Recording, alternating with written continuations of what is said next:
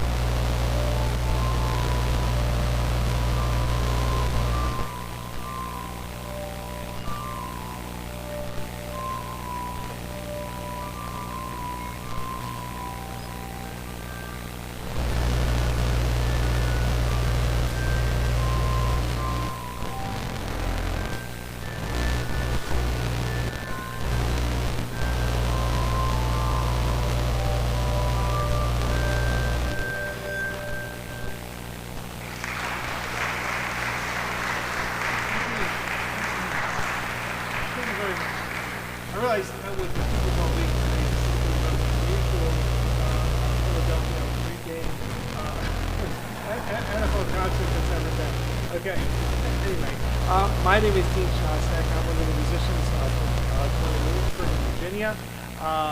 And I traveled down here. It was a lovely drive. I got very lucky with no weather and no traffic and all this. I just got just a wonderful time being here. It's my first concert here playing in Florida for many years, actually. I still play here all the time. I think I recognize the Westminster Tower Turn. I'm pretty sure I did a concert here just a few years ago. It's great to be back in one of the beautiful places in Florida. But what brought me back here was to talk about this instrument, Ben Franklin's instrument, his invention, the glass harmonica.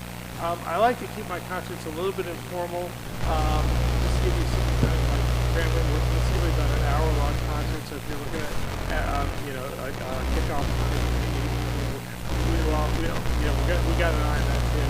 Okay, but there's a lot of information I want to, share with you, and but I also want to give you a chance to ask questions, make this as meaningful as possible. First question, can you hear me okay? Okay, should I speak into the microphone a little more like this? Let's do that. How about that? Okay, great. Okay, so this is Ben Franklin's invention. He actually did this in 1761, which was 2 years after he saw somebody play on the wine glasses that were tuned with water. This was something that was very common in the 18th century. He was living in London still. He had actually had a house there. Franklin spent a lot of his time kind of going back and forth between the two. Thought of himself as much English as he was American. And so when he went to the concert, he saw somebody playing on this set of glasses. And Franklin had this idea as he did often, where he would see something that everybody else was seeing in the room and creating something new with it. And just curious, here I am in St. Pete. How many of you ever picked up your wine glass and run your finger on the top to make a sound with it? It's good to know where the wine drinkers are here in this part of Florida, and Jefferson would approve of that too. All right, so this was where Franklin got the idea. It's a little hard to see because I'm up here so high. This is what one of the notes looks like. As they get larger, they actually get lower in their pitch. They kind of look like bells if you hold it this way.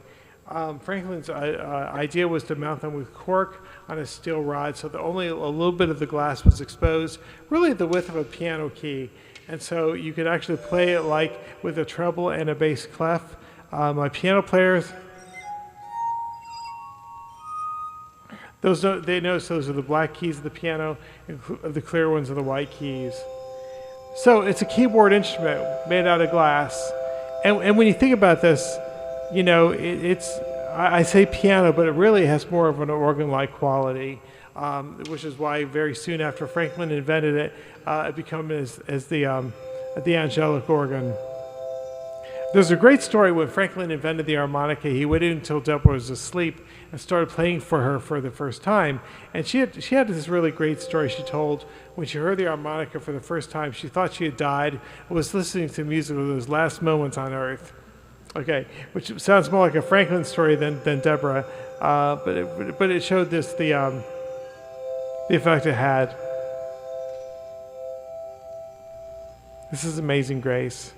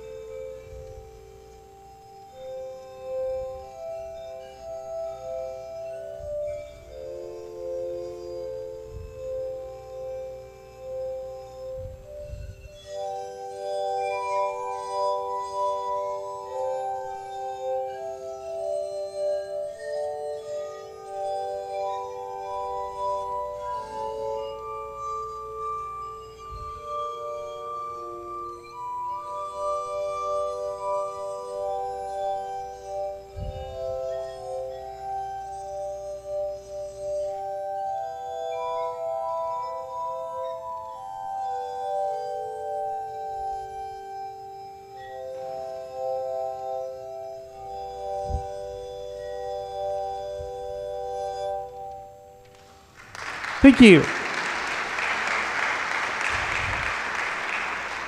So, in 1765, Franklin invented the harmonica. You know, this was something that he, started finding glass blowers around Philadelphia to do this. I don't know if you remember, but I'm from Williamsburg, Virginia. I grew up there. That's my hometown, and I started there as a violinist when I was 14 years old in this historic area. But besides learning about our own instruments, we started learning about the other instruments that were played. And I was really fascinated by the stories of the glass harmonica. And the glass harmonica shows up in Williamsburg because we see the average high estimates in the old newspaper, the Virginia Gazette. So from 1765 to 72, and then through even into the Revolutionary War, we have glass harmonica concerts in the Raleigh Tavern in Williamsburg. I'm curious. I talk a lot about my hometown. How many of you have ever been to Williamsburg?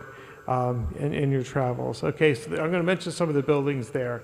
Okay, so there was a catch-22 with the glass harmonica in the 18th century, what I think is kind of interesting, and when we see this, even in the movie, I was listening to an interview with some folks from Amadeus, that you had a kind of a class system. So you had somebody who was willing and able to purchase the instrument that was really expensive, but he was considered too much of a gentleman to really play it publicly, and so he had to hire somebody with real talent to play it.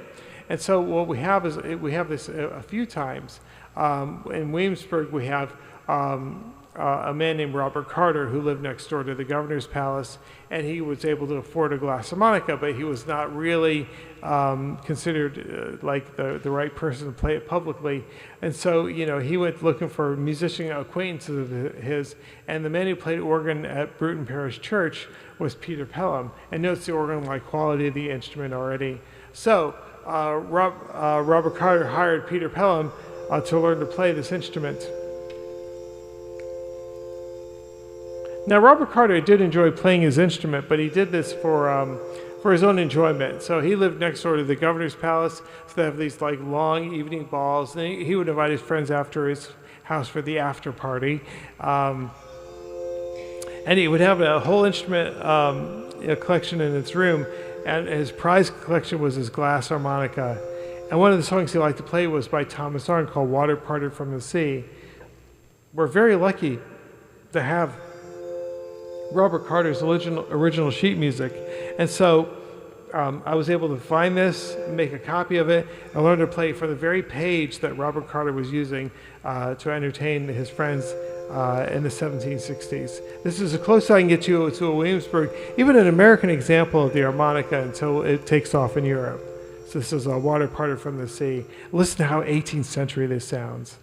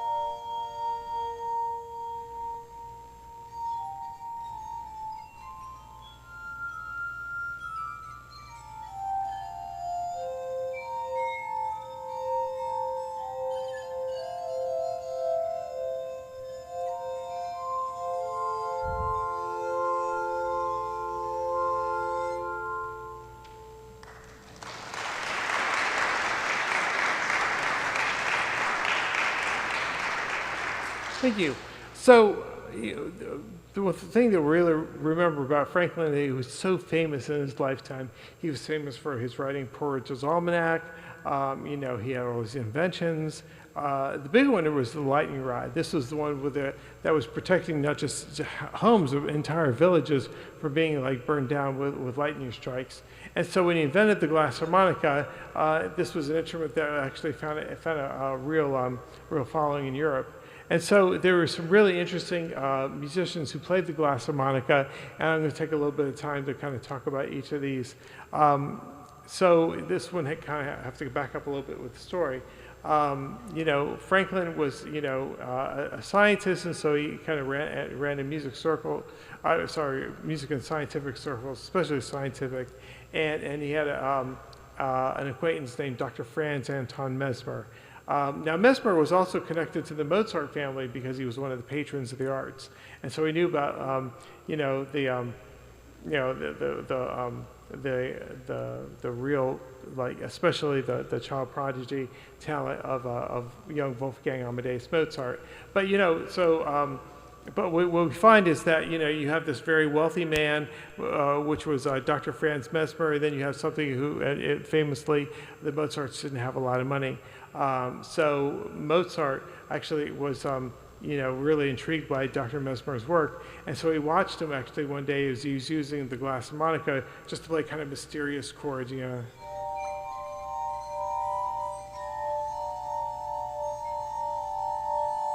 To use this in his cures. He thought with the sounds, he might be able to impart animal magnetism.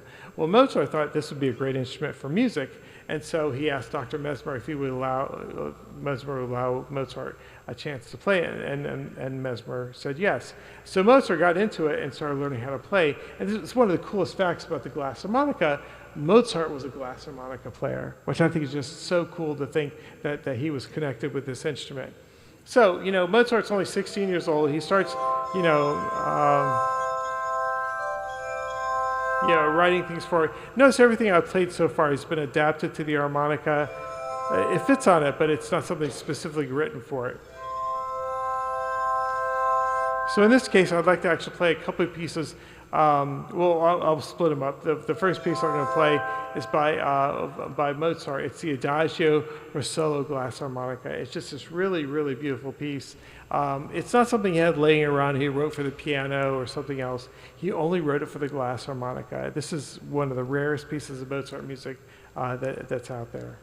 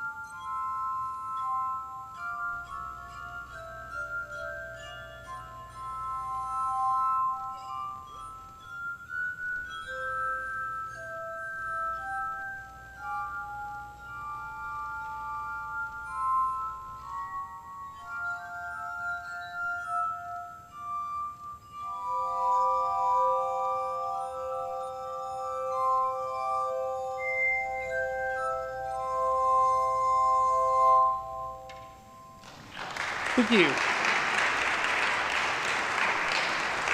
Thank you. So I'm going to play one more piece, and we're doing a little questions and get back to the music. Okay, so, you know, this was an instrument that we know was played in Williamsburg. It was played up and down the east coast of America. We find concerts, you know, all over Europe. And there's a question that really kind of, you know, becomes very obvious. What happened to the glass harmonica? Why did people stop playing it? I mean, there are estimates that there were between 1,000 and 2,000 of these instruments in their time. And we find that you know, the ones that we have found so far have, you know, this has 37 bowls. This is the standard size. They have between 15 and 17 bowls, which implies they broke. They were very, very, very, you know, sensitive, fragile instruments, and so you had to be very careful with these. They were tricky to play. You know, I may make this look easy, but you know, you have to train your fingers.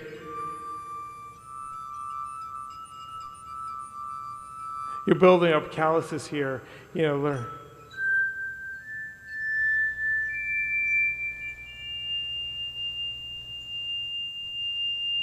that's the money note up there. It takes about 2 years to be able to generate that note. You have to learn just the right touch for it. The lower the notes go, they get easier to actually play. Okay, so they're tricky to play. Obviously, they're expensive because they're hand-blown glass. Each glass is about $800. That's something you have to also consider. They're marked in gold to show the black keys of the piano. Gold isn't tarnished, so it works really well. These are good practical reasons why people stop playing the harmonica, but we find that there are some other reasons too. Some of the players actually had some health problems when playing it. And we kind of wonder if it wasn't lead poisoning because there was so much lead in the glass. They used up to 70% of the weight in the glass was lead, you know, and it was, you know, something they had to work into it. It gave it that ringing quality and brought down the melting point. You know, it was just something that it was expected in glass. And there were very few people that had the skill to actually blow glass bowls and tune them to the specific note. But the health issue was really the big one.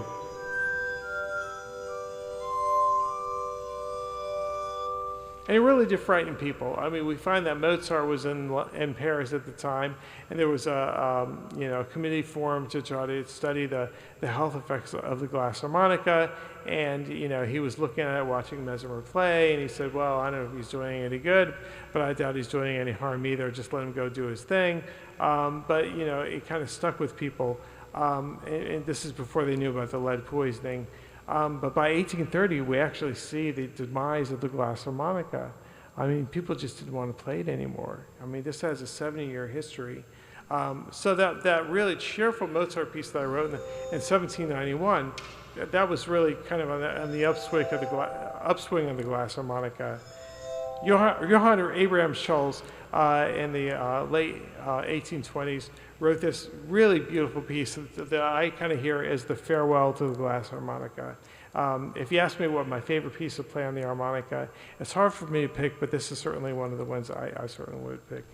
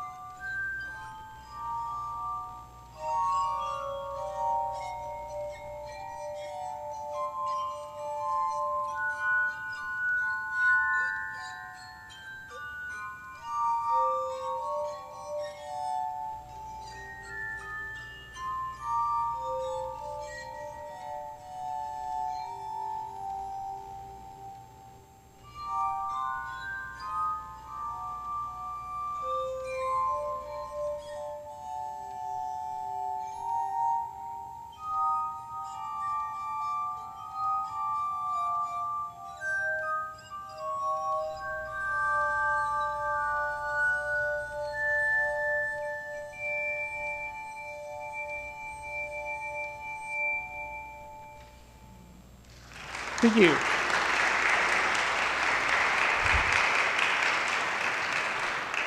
All right, so I can stop for a second. Do you have any questions for me about the glass harmonica? There's so few of us. I mean, pre-COVID, if people ask how many there were, they're probably like between 8 and 10. I have only known of like 3 of us that are left doing this. It is a the glass blower who made these, he actually passed away years ago. He left it to his assistant. Tom actually closed the shop March a year ago. I went up there and they asked me to collect all the archived material. I've been cataloging it. I'm going to try to put it online.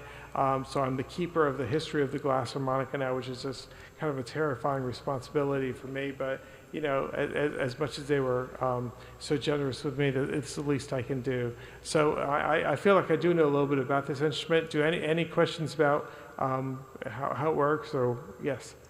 How often are you making your fingers wet? Yeah. Okay, the glasses only get wet if I dip my fingers in this little bowl of water. And it's funny because if you traveled, you know that water is softer in some areas and harder in other areas. And since I've been traveling from Virginia where we have really hard water, in fact, when I got to Jacksonville on my way down here, I tried to shampoo my hair and I felt like I was in the shower for about 30 minutes just trying to get the soap out of my hair. You know that feeling, right? And that's the last thing you want when you're playing glass harmonica. You want that really squeaky, you know, if you can hear it, that really squeaky feeling. So I actually bring about eight gallons of really hard Williams water that'll give you kidney stones in a week if you let it. But it has all that calcium in it, and it allows me to kind of really bite the glass. So you know, this is something I have to consider. Did I answer your question? Did I kind of swerve off of it too much? You did, but then during the course of the piece, I'm not seeing you like re-dip them. I do. I mean, you know, like in this one, let's go back to Schultz.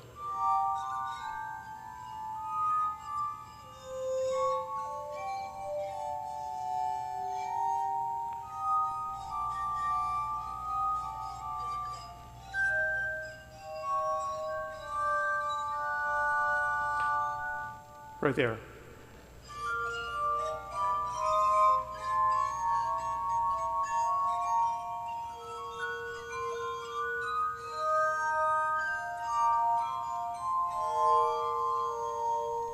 One more up here.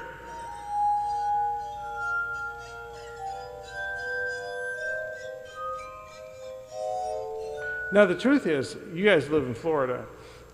Well, that's not a big secret. Okay, okay. You guys live in Florida. It's really humid here. Up in Virginia right now, the humidity is between 10 and 20%. The glasses dry off really, really quickly. I'm really enjoying the fact that these glasses are staying wet here. So I have to kind of keep that in mind, which is why you can't play this with gloves on. So this is, again, you really have a feel for the glass, how wet it is. You don't want to over wet it. You don't want to make it too dry. Yeah. Yes. Right. Okay. The question is, why am I moving my hands through the glasses? This is a little tricky because when you talk about the surface speed of a glass, as it turns out, we'll go back to the wine glasses. If you go around just the right speed, you're going to get a note. If you go too fast, it's going to just slip around the glass. You're not going to get anything. If you go too slowly, it's just going to make a scratching sound. So there's an optimal speed for each one of the glasses. I've only got one wheel here to work with. So what I can do is I can actually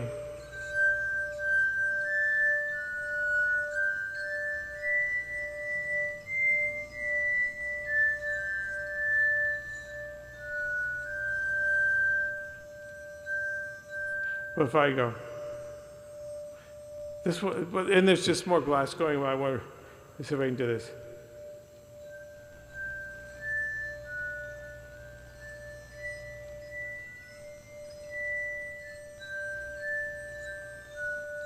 I'm a violinist too, and I find that like for the higher notes, I play a lot more bow. For whatever reason, we need to just invest that much energy into making a sound. Okay, a couple more. Yes, in the red shirt. It was a long drive. I got invited to play with the Seattle Symphony this year, and we tried really hard. to see if I can get it out there. It was $2,500 each way to ship the instruments, and it just wasn't worth it to do it. I've been trying to get to the Perth Arts Festival. It's really hard to travel with this instrument. You can put it on a pallet.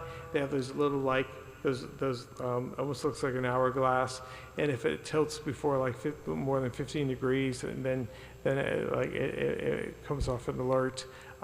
These are very fragile instruments. If you drop them, they're not going to stand that. So most of I say all the work that I've done, with rare exception, has been in North America. So I drive it around. I have a friend who lives in Tokyo. I have a friend who lives in Paris. So when I go there, I play one of their instruments, and when they come here, I have an instrument that they can use. But it is very, very hard. Yeah, and it got harder when the glass blowing shop closed about 9 months ago. So this is, not to be sad, but this may be the end of the era. And it's been I started this in '94. This was just I couldn't imagine more of a dream career to get to do what I did. So I'm very lucky. Yeah. One more, yes. I do. As what? No. To go back to the second part, tuning. They're actually tuned very carefully with a strobe tuner. They tend not to drift too much in pitch, so they're really going to hold their pitch. You might find just a little variation where they're going to actually. It's called a beat, where they go ba ba ba ba ba ba ba ba ba. You might notice that, but they work on that so hard. They try to really make sure that doesn't happen. Again, there's so few of us now. I used to have these host these glass music events in Williamsburg in our DeWitt Wallace Museum about once a year, and we'd have musicians come that played wine glasses and glass. Lizzo was there with her glass flute, by the way. So, I'm kidding you guys. She wasn't there. Anyway, Lizzo was this pop musician who played James. This is bad when you have to really explain the joke. Okay, anyway, Lizzo was a pop singer who was allowed to play James Madison's flute. It was a museum piece by the Library of Congress. However, there are other people who play glass musical instruments. There are glass flutes, glass glockenspiels or xylophones. We bring them together once a year. We did this for a number of years, and it was just really a thrill. And I'm thinking how much fun it would be to have a glass music orchestra that have all these different sounds in it. But I'm not so sure that that's something that would be just more of a nightmare to travel around with. But yeah, that's but yeah, we do play together. We play everything from the classical pieces to dueling banjos on the glass harmonica, because we have a wide audience. Okay, I'm going to go back a little bit in history here. I really focus on Williamsburg. Thomas Jefferson was very excited about the glass harmonica.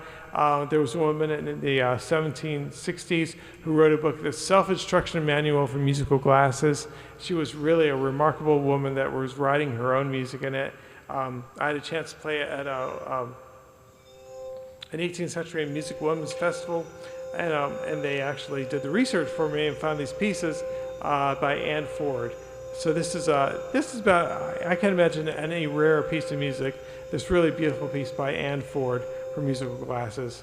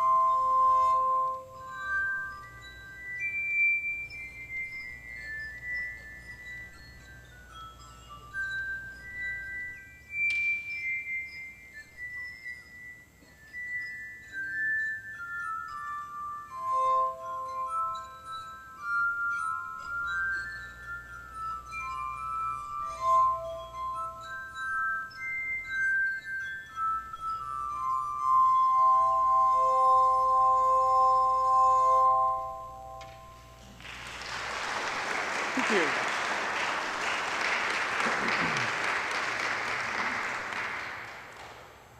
So, just a little bit more of my history. So, I knew the harmonica was played to about 1730, and so, I knew that there was an end to this instrument. And as I was doing concerts in Williamsburg, and I still do, I did about 15, maybe 17 concerts in CWW back in December. I don't want this to be considered just this voice of the past. Like if you hear a harpsichord, at least if you're like me, you immediately think 18th century. That just has this 18th century sound to it. Certain other instruments do too. But this is so exotic.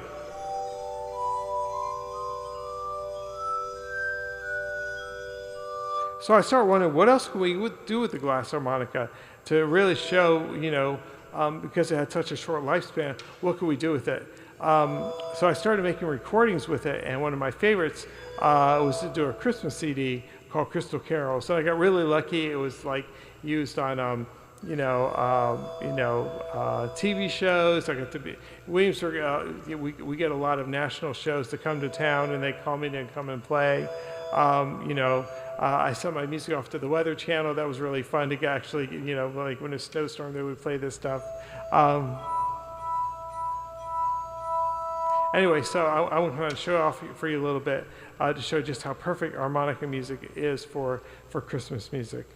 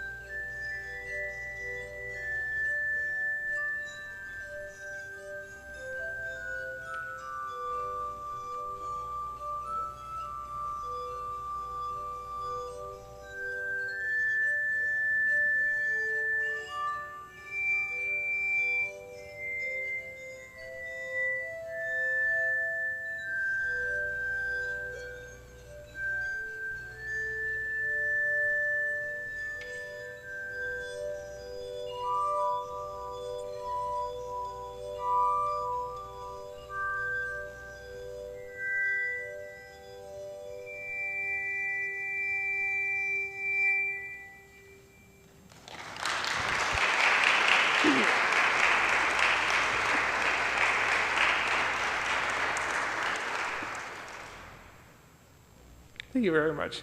So,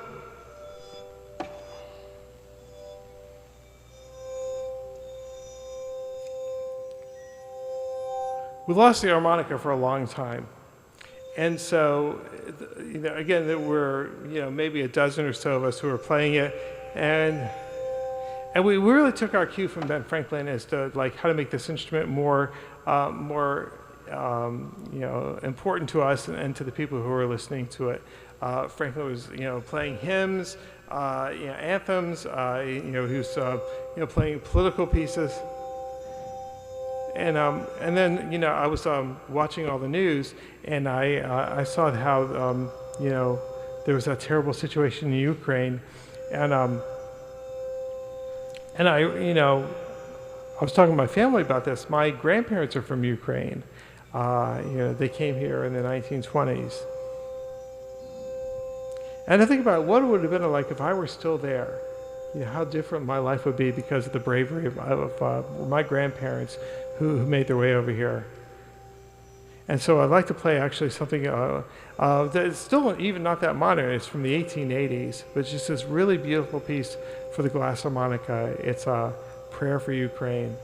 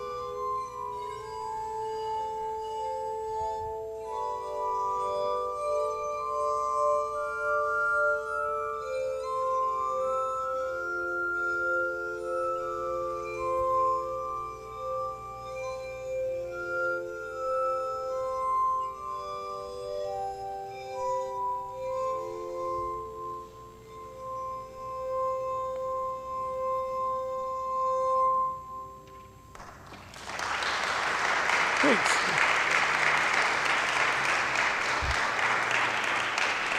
Thanks. So we're going to play a couple more here. So when I was at music school, I went to University of Virginia.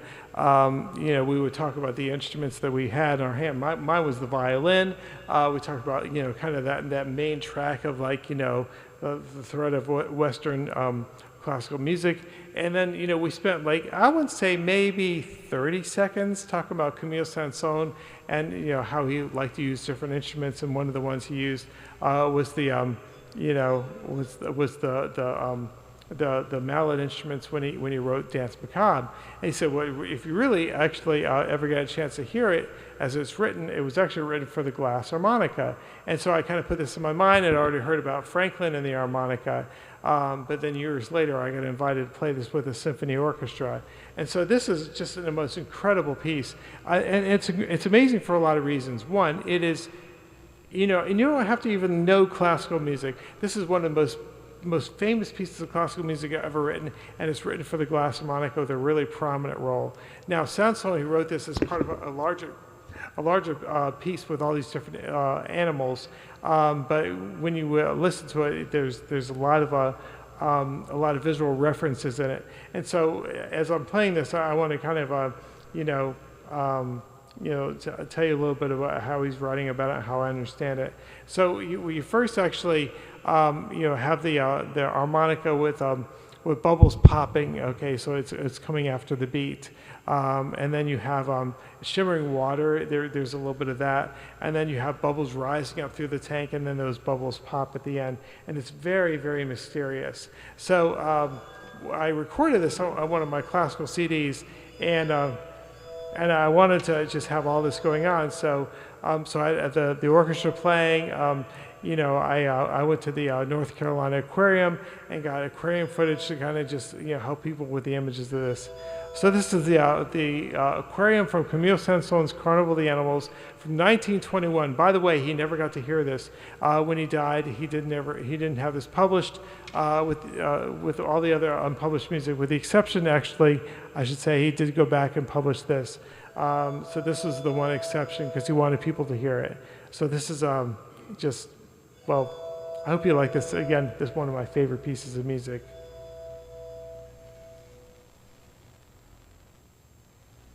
There's a little video that goes with this too.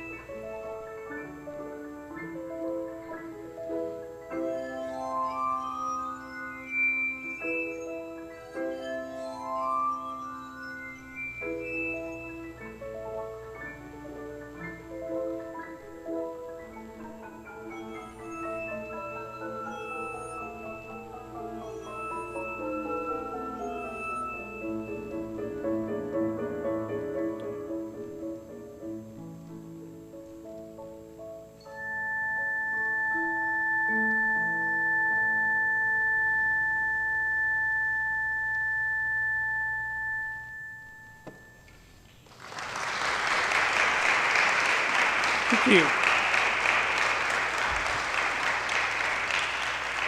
Thank you so much. So, I have one more piece I'd like to play with. Thank you so much for coming out. I know that you guys had chicken wings to cook and, all this other stuff to do. And I really, really appreciate it. It is a thrill for me to get to share my life's work with learning to play the harmonica. You saw that I was able to teach it at Rutgers for a few years. I was not taught. I have a music degree, but I took what I knew from piano and violin. This is really a bowing action. I was able to retrofit a flywheel to the end. based on Franklin's designs. This is the only flywheel-driven harmonica. This was, I was lucky because I worked in Williamsburg. I had a chance to try to kind of piece this all together. But what you're seeing is not, something that I was able to kind of follow along on somebody else. I absolutely did this on my own. The glass blower Gerhard Finkenmeiner, who worked with me on this, was just the most generous man, making glass bowls and changing designs. Sadly he's passed away. So the timing was just right for me.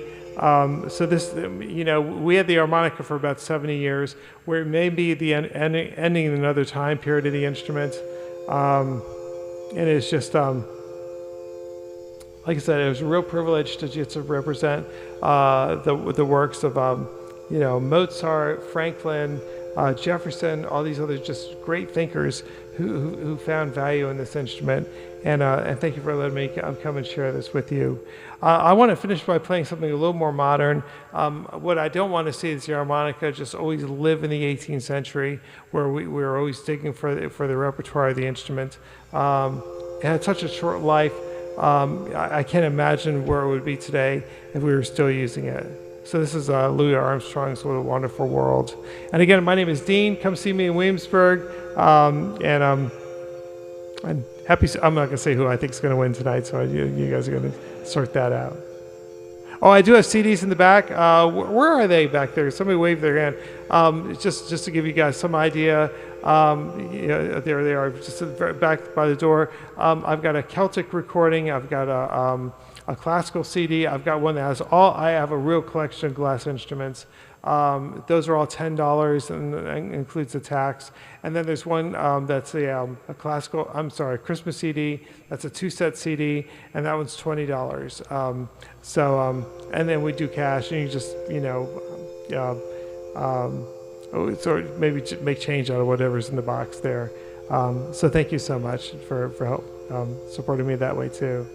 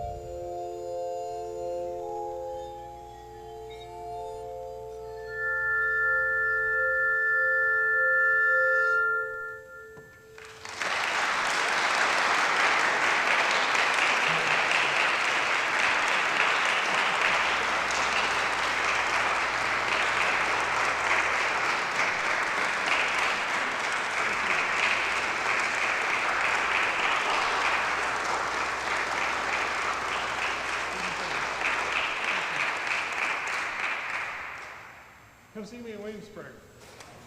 Good night, everybody.